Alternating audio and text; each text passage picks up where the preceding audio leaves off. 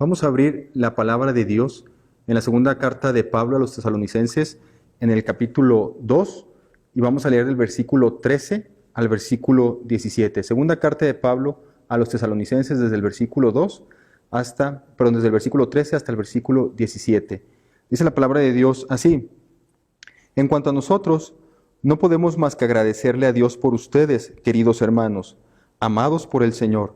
Siempre estamos agradecidos de que Dios los eligió para que estén entre los primeros en experimentar la salvación, una salvación que vino mediante el Espíritu, quien los hace santos, y por creer en la verdad. Él los llamó a la salvación cuando les anunciamos la buena noticia, y ahora pueden anticipar de la gloria de nuestro Señor Jesucristo. Con todo esto en mente, amados hermanos, permanezcan firmes y sigan bien aferrados a las enseñanzas que les transmitimos, tanto en persona como por carta. Que nuestro Señor Jesucristo mismo y Dios nuestro Padre, quien nos amó y por su gracia nos dio consuelo eterno y una esperanza maravillosa, los conforten y fortalezcan en todo lo bueno que ustedes hagan y digan. Gracias, Señor bendito, porque en este día nos das la oportunidad de estar viendo y escuchando acerca de tu palabra, Padre.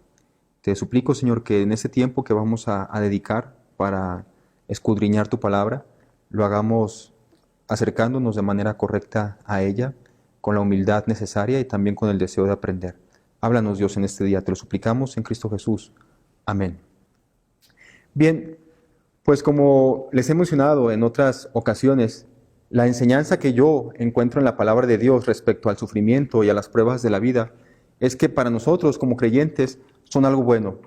Y son algo bueno porque Dios utiliza las pruebas, utiliza el sufrimiento con el propósito de fortalecer nuestra fe.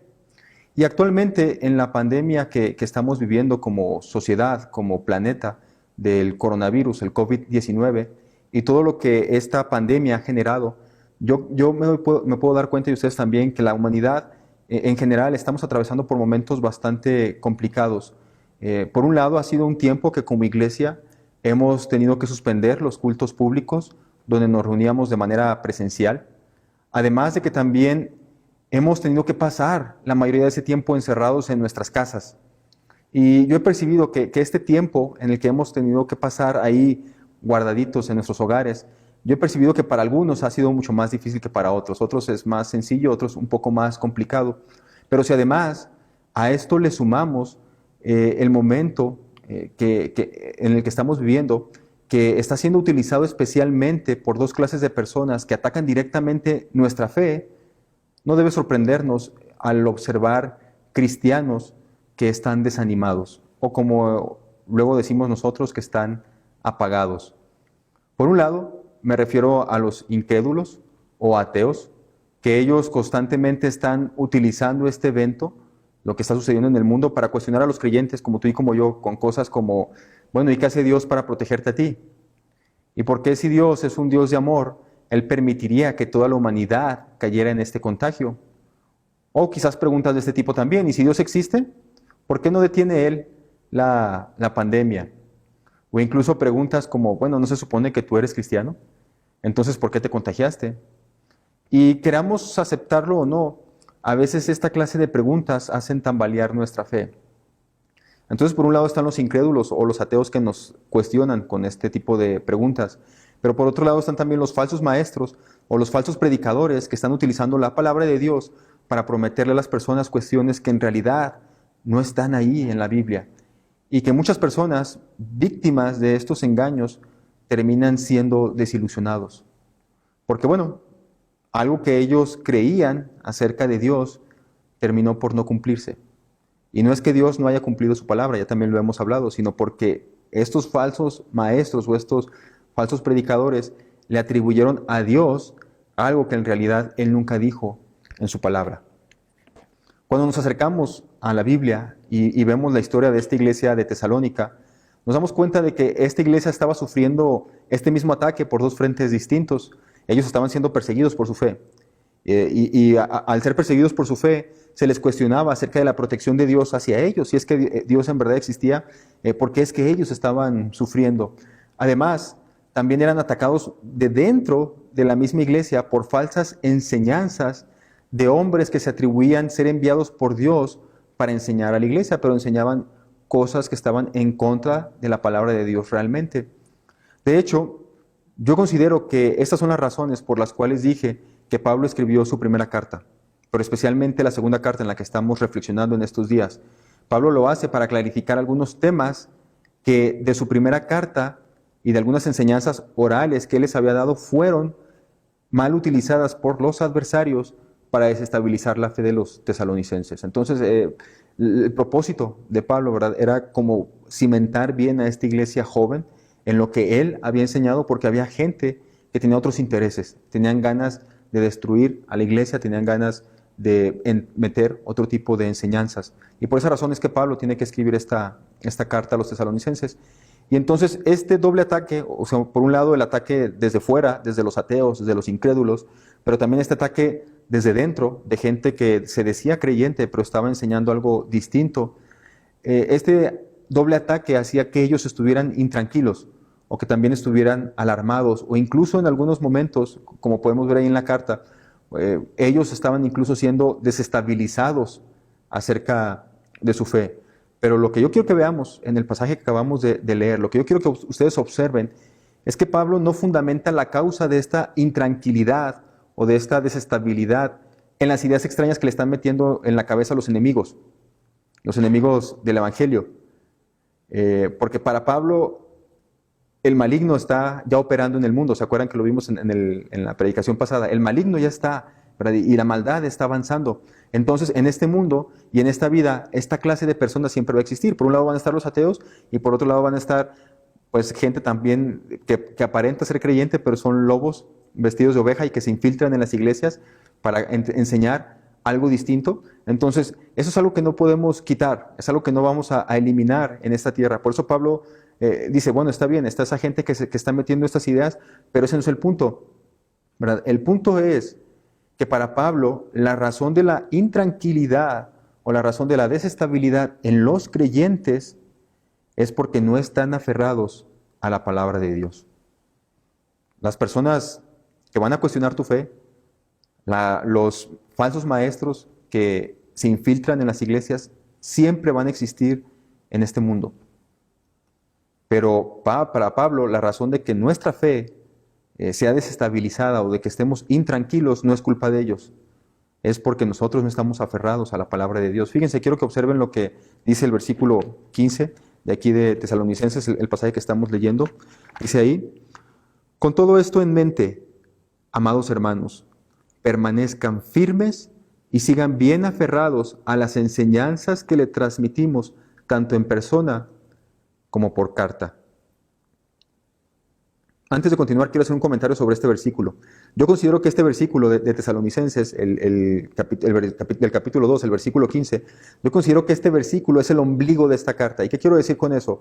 Bueno, yo quiero decir que Pablo, al poner este versículo aquí en esta segunda carta de Tesalonicenses, está básicamente diciendo todo lo que le quería decir a los tesalonicenses. Él les está diciendo, esta desestabilización o este desánimo que ocurre en ustedes es porque se dejaron influenciar por ideas extrañas, dejando de aferrarse a la palabra de Dios que fue transmitida por nosotros, los apóstoles. O sea, Pablo está diciendo, yo no tenía por qué haber escrito otra carta, una segunda carta, si ustedes se hubieran mantenido firmes en lo que ya les había yo dicho, platicado, o en lo que había escrito en la carta anterior. Lo que sucedió es que entraron ideas extrañas después de eso, y Pablo tiene por eso que volver a escribir esta carta. Entonces, Pablo hace esto porque él se da cuenta que los tesalonicenses, como hemos mencionado anteriormente, están sufriendo persecución, están siendo perseguidos por su fe, y entraron estas falsas ideas. Entonces ellos están siendo desanimados, ellos están siendo desalentados, ellos están siendo desconsolados. Y lo que Pablo quiere enseñar, y yo quiero que veamos también en este día, es que aferrarnos a la palabra de Dios va a resultar en consuelo y en fortaleza para nosotros. Así que esa intranquilidad o esa desestabilización de nuestra fe son un producto de no aferrarnos a la verdad que encontramos en la palabra de Dios. Y parte de no aferrarnos a la palabra de Dios tiene su origen en desconocer lo que la Biblia dice.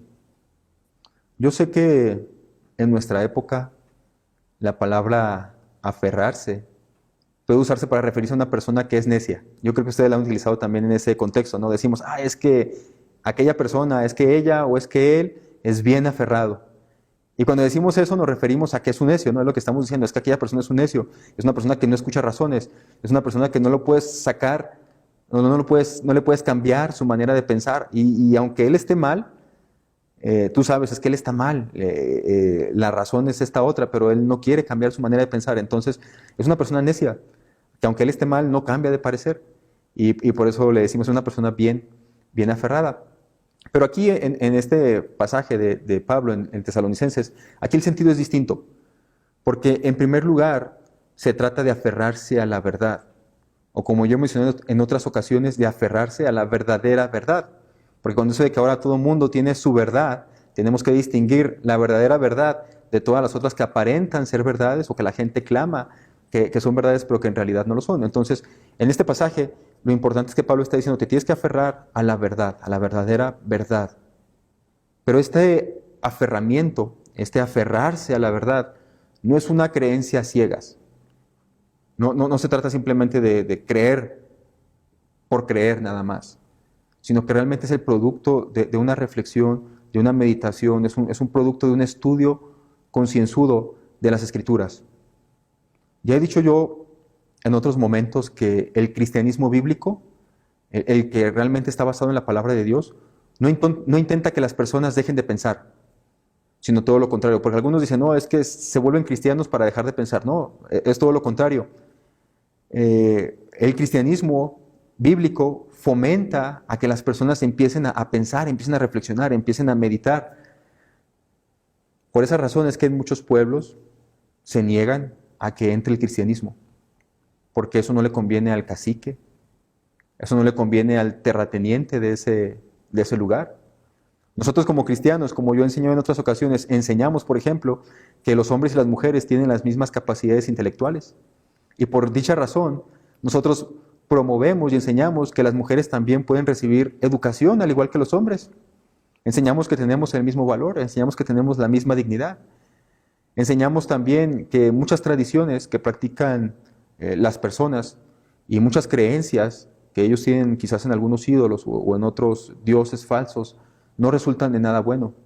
Por un lado no resultan de nada bueno para el bolsillo, porque ya ven que tienen que andarle haciendo de pronto algunas fiestas al santo, pero tampoco resultan de nada bueno para las personas, porque muchas de esas fiestas o muchas de estas tradiciones terminan en algunos actos como borracheras o algo así, que luego degeneran en algo peor.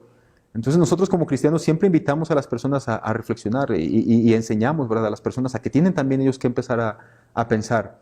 Y no por nada las primeras escuelas y las primeras universidades fueron fundadas por cristianos, porque ellos promovían que la gente comenzara a pensar, a reflexionar, a indagar. Muchas de las iglesias o muchas de las escuelas fueron formadas por misioneros que querían que la gente aprendiera a leer. Algo que para el terrateniente o el cacique del lugar no era algo correcto, no era algo bueno, no le convenía a sus intereses. Pero nosotros como cristianos sí promovemos eso, promovemos una fe que se basa en la palabra de Dios. Pero no es una fe a ciegas que nada más cree por creer sin que haya una reflexión, sin que haya una meditación, sin que haya realmente un proceso de pensamiento que nos ayude a realmente darnos cuenta que lo que está aquí escrito es la verdadera verdad. En nuestra época, nosotros nos vemos inundados de información engañosa y de falsas enseñanzas, en todos los ámbitos, religiosos, políticos, intelectuales, de educación secular, como ustedes quieran, nos hemos visto inundados de información engañosa y de falsas enseñanzas. De hecho, yo digo, y lo sigo sosteniendo todavía, no he encontrado algo una teoría o algo que me refute lo que voy a decir. Yo digo y sostengo que cualquier teoría que tengamos, por más ilógica e irracional que sea, vas a encontrar apoyo en Internet. Hay algunos, ¿no? Hay algunos que están ahorita pensando que la Tierra es plana.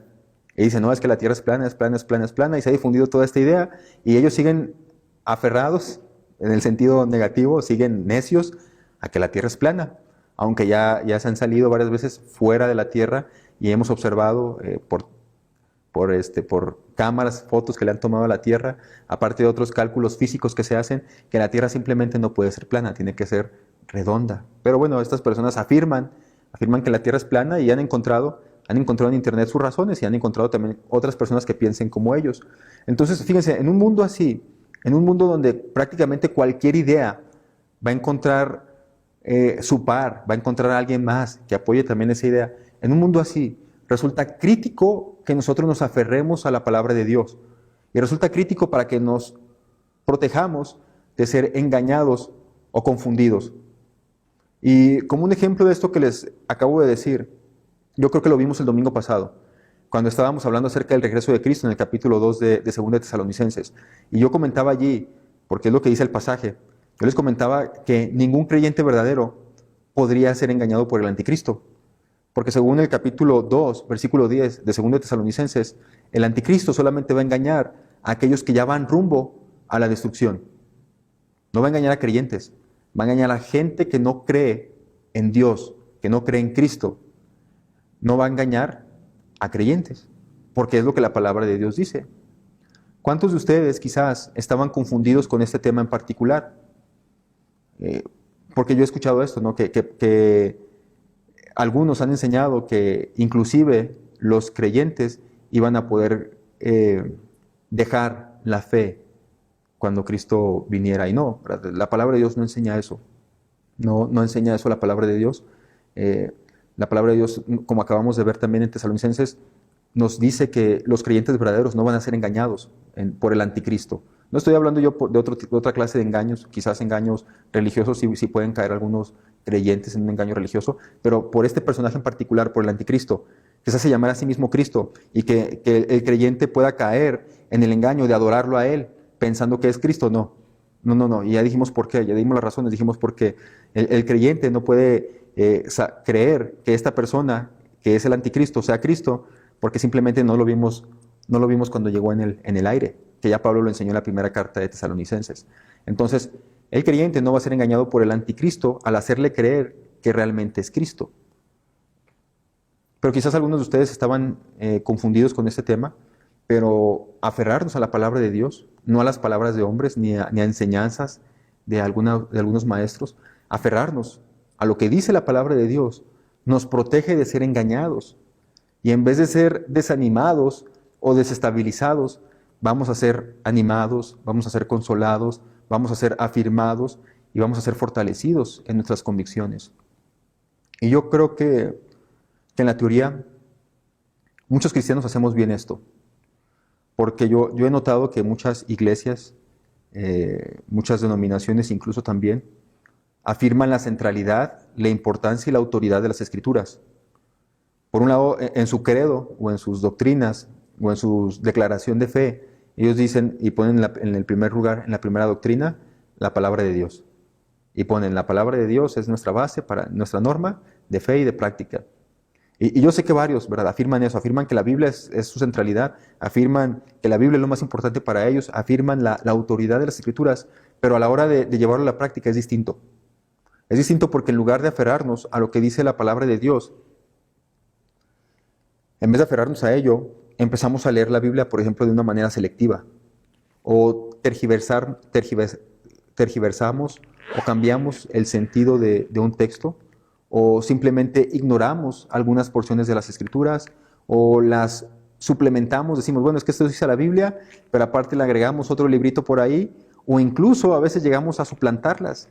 Y encontramos maneras sofisticadas o formas sofisticadas de rechazar la relevancia de la palabra de Dios mientras decimos abiertamente que la seguimos. Entonces, por un lado decimos que la seguimos, pero en la práctica no hacemos lo que decimos en la teoría.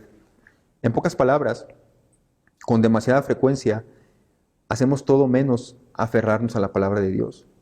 Y cuando no estamos aferrados a la palabra de Dios, es muy fácil que nosotros seamos engañados, confundidos y desestabilizados. ¿De qué manera? ¿De qué manera nosotros no nos aferramos a las Escrituras? Bueno, algunos ejemplos: cuando sacamos la palabra de Dios de su contexto y le damos un significado a un texto que el autor nunca pretendió que significara eso, lo que él dijo. Por ejemplo, encontramos el conocido pasaje de Hechos 16:31. Cree en el Señor Jesucristo y serás salvo tú y toda tu casa. Y eso lo escribe ahí Lucas narrando lo que sucedió con el carcelero de Filipos cuando fue encarcelado Pablo.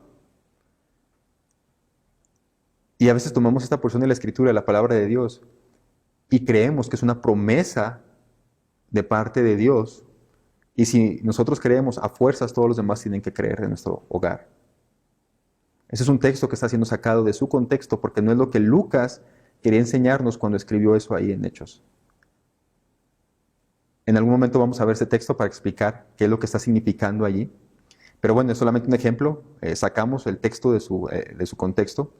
En otra ocasión, no nos aferramos a la palabra de Dios cuando afirmamos creer en ellas, pero persistimos en mantener creencias no bíblicas, incluso cuando estas creencias contradicen claramente lo que dice la palabra de Dios. Por ejemplo, yo he sabido de cristianos que se dicen ser cristianos, pero todavía creen en el mal del ojo y le andan pasando ahí el huevito al niño.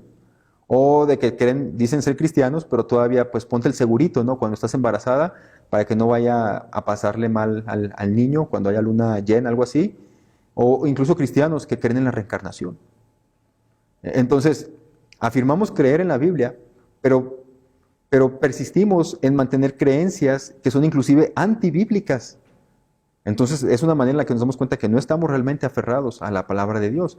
También otra manera es cuando le atribuimos más peso, o más atención, o más valor a lo que enseña un maestro cautivador o un novelista que a lo que dice la Biblia. Por ejemplo, cuando salió este libro del Código Da Vinci y que hablaba acerca de que Jesús tuvo una relación sentimental con María Magdalena, me parece, o algunas cuestiones de ese tipo. Es una novela, es una ciencia ficción, y de pronto hay gente que piensa que eso es historia verdadera. Y le dan un peso, un valor por encima de lo que dice la palabra de Dios. Pero como nunca han leído la Biblia, van y ven esa película o leen ese libro y piensan que el autor realmente está citando la Biblia o está de alguna manera basado en algo que viene en la Biblia y piensan que esa historia está dentro de la Biblia. Pero como en la novela sí les gusta, entonces sí ven la novela, pero como la Biblia batallan un poco para leerla, no leen la Biblia y entonces creen que lo que el autor de aquella novela dijo está realmente en la palabra de Dios. Ya también sucedió lo mismo en el caso de la historia del Arca de Noé, cuando salió la película de Noé. Algunos ahí empezaron a pensar que uno de los hijos de Noé era homosexual y empieza a salir todo esto y pensaban que era una enseñanza de la Biblia, pero no está ahí en la palabra de Dios. Son simplemente escenas que el director agregó ahí en su imaginación, él las metió. Pero bueno, hay gente que desconoce su Biblia y que cae víctima de estos engaños simplemente porque aquella persona que las enseñó pues lo hizo de una manera cautivadora, de una manera imaginativa y llamó nuestra atención. Otra manera como también no nos aferramos a la palabra de Dios es cuando aceptamos supuestas profecías, cuando aceptamos revelaciones o sueños sin realmente contrastarlo con lo que dice la palabra de Dios, sin realmente darnos cuenta de lo que la palabra de Dios está enseñando.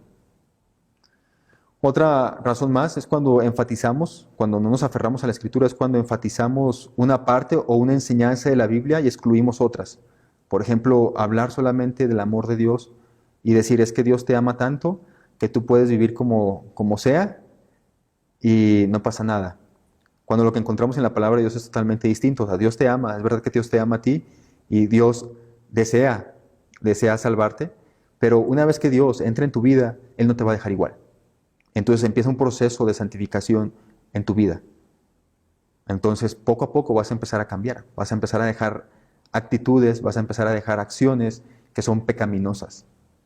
Entonces es verdad que el amor de Dios está ahí y es inmutable y no cambia, pero ese mismo amor de Dios también nos va transformando. Entonces no puedes decir tú que eres creyente y a la vez no demostrar o no mostrar un cambio, una transformación que es obrada por Dios desde dentro de tu corazón. También creemos, ¿verdad? Pero también nos aferramos o no nos aferramos a la Biblia cuando queremos creer lo que nosotros queremos, en vez de creer lo que sí enseña la Biblia. Creemos lo que queremos en lugar de lo que enseña la Biblia. Y pasa esto porque piensan, bueno, es que es más conveniente para mí creer esto que creer aquello que dice la Biblia, porque lo que dice la Biblia en este aspecto me parece un poco desagradable, entonces mejor yo decido qué creer y lo demás que no me gusta, no lo creo. También no nos aferramos a la Biblia cuando sugerimos que las escrituras no son relevantes por cuestiones contemporáneas, que decimos, no, es que las circunstancias de los tiempos bíblicos son muchos más simples que las circunstancias de ahora. Entonces la Biblia no tiene nada que decirme a mí. Entonces, de estas maneras, nosotros, de estas formas, demostramos que realmente no nos aferramos a las escrituras. Y esta lista que les acabo de dar yo no está completa, pero por lo menos nos da una idea de cómo es que de varias maneras dejamos de aferrarnos a las escrituras y como consecuencia es que nosotros, así como los tesalonicenses, perdemos la cabeza. ¿Se acuerdan que Pablo les dijo a ellos ahí en el segundo capítulo, no pierdan la cabeza, no se dejen engañar?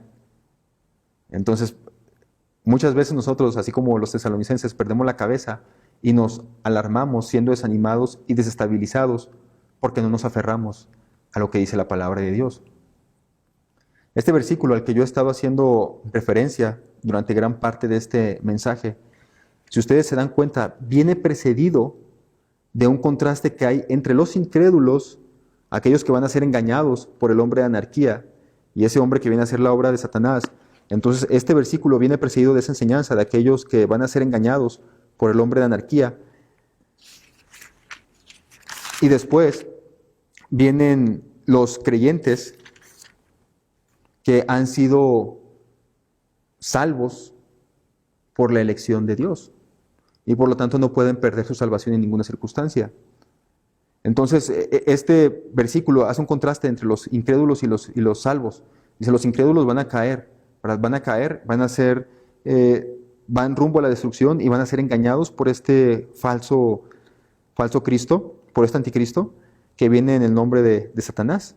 Y van a ser condenados por deleitarse en la maldad en lugar de creer en la verdad. Sin embargo, dice Pablo, en cuanto a nosotros, no podemos más que agradecerle a Dios por ustedes, queridos hermanos, amados por el Señor.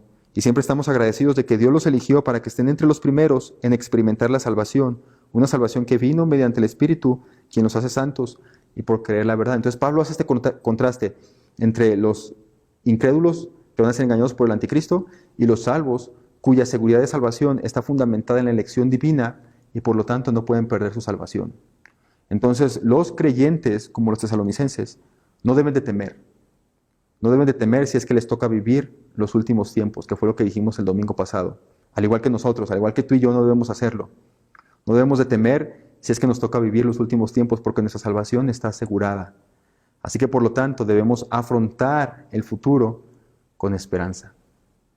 Y un poquito más arriba, en el capítulo 1, como vimos hace 2 domingos, Pablo les enseñó a los tesalonicenses que el sufrimiento es una demostración del justo juicio de Dios, porque nos revela en esta vida si nuestra fe es verdadera o falsa. Y dijimos, una fe verdadera es una fe que va a crecer, ¿verdad? Es una fe que se va a demostrar en el amor de unos a otros.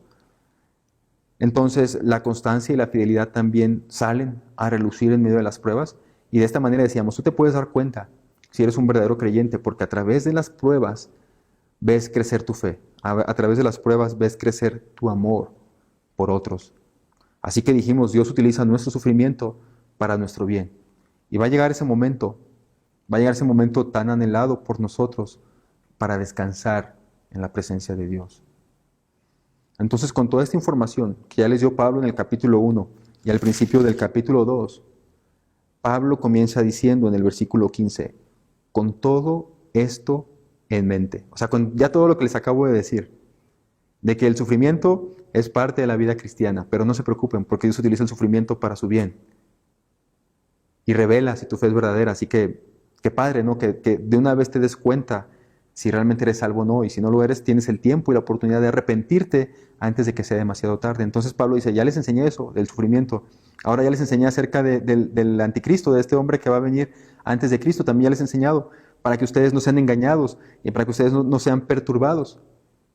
Entonces Pablo dice, ya con todo esto que les he dicho, permanezcan firmes y sigan aferrados a las enseñanzas que les transmitimos tanto en persona como en carta. Pablo dice esto porque si permaneces firme y permaneces aferrado a la verdad de la palabra de Dios, a lo que enseña realmente las Escrituras, vas a superar con más facilidad las pruebas y no vas a permitir que nadie te engañe. Vas entonces a afrontar el futuro con esperanza y poco a poco, en la medida en que tú vas creciendo en tu fe, el desánimo será cada vez menor. Probablemente hay algunos de ustedes que se estén preguntando, pastor, pero en este pasaje Pablo está hablando de lo que él decía oralmente o de lo que él escribía.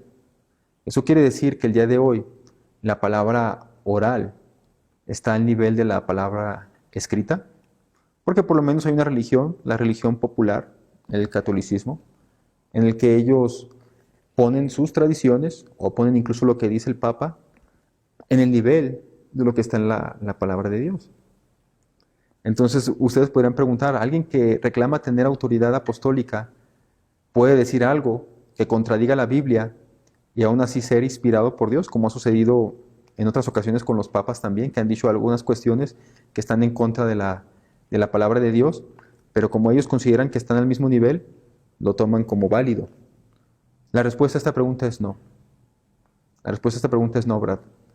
En el día de hoy, la palabra oral que nosotros los predicadores anunciamos, los pastores predicamos, no está al nivel de la palabra escrita. En los tiempos apostólicos, cuando todavía no estaba escrito lo que nosotros conocemos como el Nuevo Testamento, las enseñanzas que los apóstoles daban de manera oral eran consideradas como inspiradas por Dios. Pero una vez que ya quedó todo registrado para nosotros de una manera escrita, la revelación de Dios fue completada, ya no hay nada más que añadir. Es decir, cualquier persona que venga y diga cosas como Dios me reveló o porque yo soy el enviado de Dios y dice algo que no está en la Biblia, debemos de tomarlo como alguien que nos quiere engañar. Y de igual manera, lo que enseñamos los pastores, lo que enseñamos los maestros, siempre debe ser evaluado con lo que dice la Biblia, porque he dicho, la palabra oral no está al nivel, no está al nivel de lo que está aquí escrito. Solamente podemos decir que está al nivel, o solamente podemos decir que recibimos la palabra de Dios si el que está predicando o el que está enseñando expone fielmente y de verdad lo que dice la Biblia. Entonces, en ese momento sí podemos decir que aquella persona que está hablando ahí está dándonos un mensaje de parte de Dios. Pero si él está diciendo otra cosa que está en contra de lo que dice la Biblia, no podemos decir que es lo que Dios nos quiere decir, porque realmente no es la palabra de Dios. Entonces la palabra oral no está al nivel de la palabra escrita.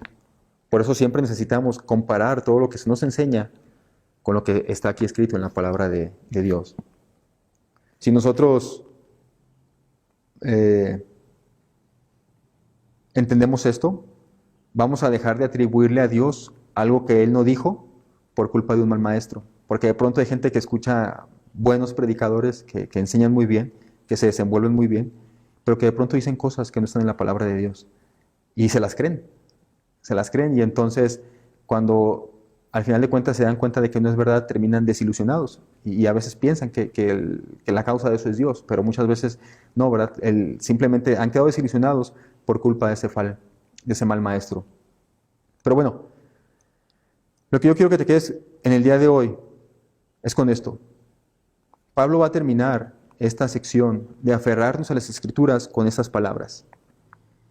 Y que nuestro Señor Jesucristo mismo consuele sus corazones y los afirme. Estoy leyendo la Nueva Biblia Latinoamericana.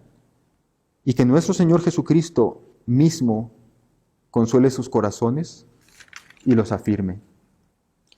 Y Jesucristo, refiriéndose a las Escrituras, les decía a los fariseos ahí en Juan 5:39, Ustedes estudian las Escrituras a fondo porque piensan que ellas les dan vida eterna. Pero las Escrituras me señalan a mí. Yo quiero que te quedes con esto. Cuando te aferras tú a la palabra de Dios, cuando la estudias y la meditas a profundidad, vas a recibir consolación y fortaleza directamente de Jesús. Porque este libro, y yo no quiero Yo no quiero hacer aquí que ustedes piensen que estoy diciendo que Cristo es corporalmente la Biblia, ¿no? Porque luego algunos dicen que es bibliolatría y no puedes tirar la Biblia en el piso porque es pecado, cosas por ese tipo que también son incorrectas. No, lo que estoy diciendo es el contenido que está aquí. El contenido que está aquí en la palabra de Dios no son simplemente letras, o no es simplemente el resultado de un proceso de imaginación de varios hombres que se les ocurrió y se inventaron una buena historia y lo escribieron todo ahí. No, lo que tenemos revelado en la Biblia es la palabra de Dios. Y esa palabra es viva. Y esa palabra apunta a Jesús, quien es la palabra revelada de Dios. Quizás tú estés atravesando tiempos difíciles. Quizás estás desanimado por todo esto que está pasando. Quizás incluso te has preguntado o te estás cuestionando o estás siendo tentado a buscar otra alternativa. O probablemente te está llenando la cabeza el enemigo de pensamientos extraños. O quizás hay otras personas que te quieran hacer dudar de tu fe. La invitación es bien simple en este día. Aférrate a la palabra de Dios. Aférrate a ella. No vas a encontrar consuelo, no vas a encontrar verdadera fortaleza ni verdadero consuelo en otro lugar. Porque su consuelo, el consuelo de Cristo, el consuelo de Jesús, es eterno. Y su esperanza es maravillosa. Así que en medio de estos tiempos difíciles que puedas estar atravesando, no te dejes engañar por otras personas. Aférrate a lo que dice la palabra de Dios. No creas en la duda que ellos quieran sembrar en ti. No creas en la duda que el enemigo quiera sembrar en ti. Aférrate a la palabra de Dios. Aférrate a ella solamente. Gracias, Dios. Gracias, Padre, por tu palabra. Gracias, Señor, porque encontramos que no hay refugio seguro si no es en Cristo. Y gracias a Dios por tu palabra que nos guía a Jesucristo. Gracias, Señor, porque tú has revelado lo que es necesario para nosotros. Y vienen momentos difíciles en nuestra vida. Vienen momentos en los que llega el desánimo, llega el desconsuelo, llega la tristeza, Padre. No permitas que la duda nos haga alejarnos de ti. Ayúdanos, Señor, a que en todo tiempo podamos aferrarnos a tu palabra. Te lo suplico, Padre, en Cristo Jesús. Amén.